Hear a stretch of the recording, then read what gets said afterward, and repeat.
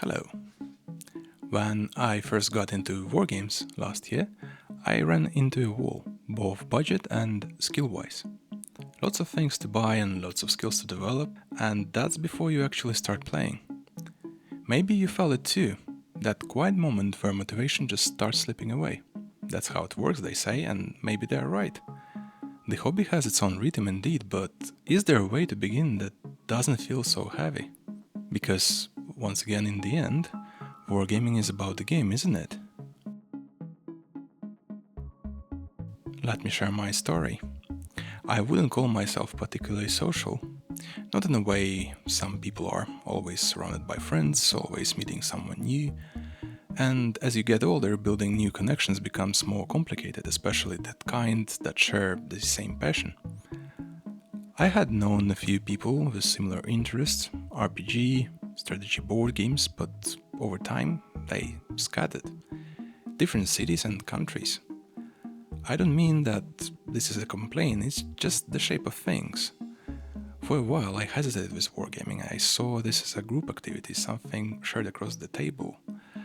And to be fair it is, but when I stumbled across a video, I think it was Uncle Atom, sometime during the days of COVID, he spoke about skirmish games and more specifically solo skirmish games. So these were designed to be played alone as a complete full experience. And that's the idea that landed with me. At that time I was alone in my intentions. My wife, as supportive as she is, wasn't into miniatures and it was just me.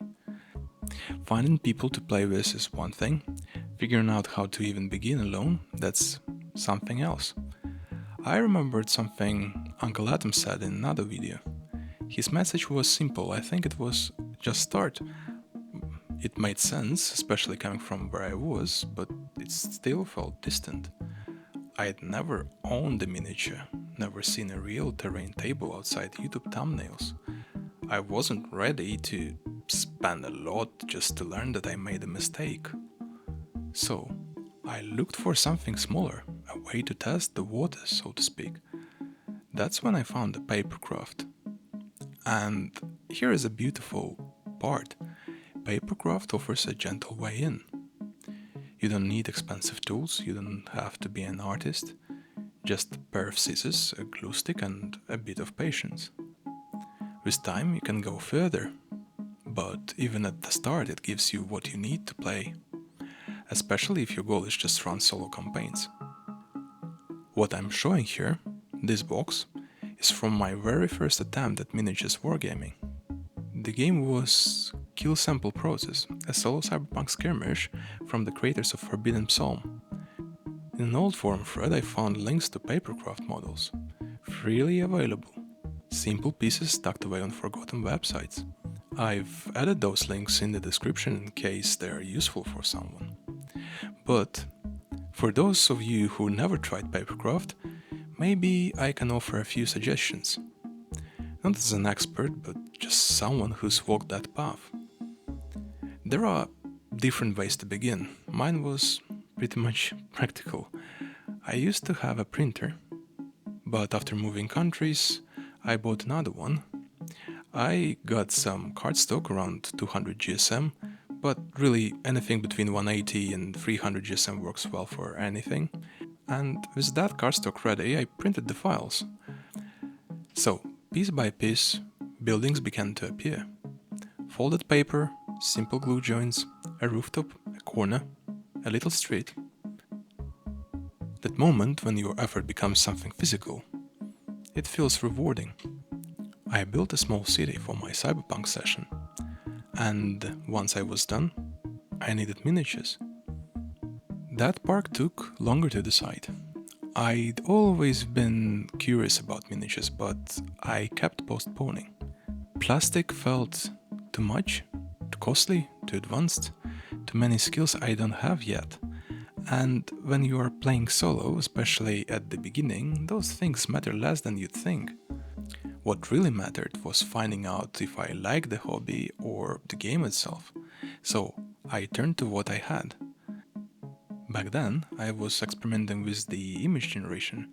I looked at my warband, the stats, weapons, traits, and imagined what they might look like.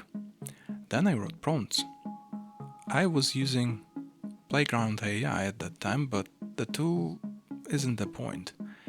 I generated dozens of images, I think. I picked a few I liked and then I printed them on the cardstock, stood them upright, and that was it.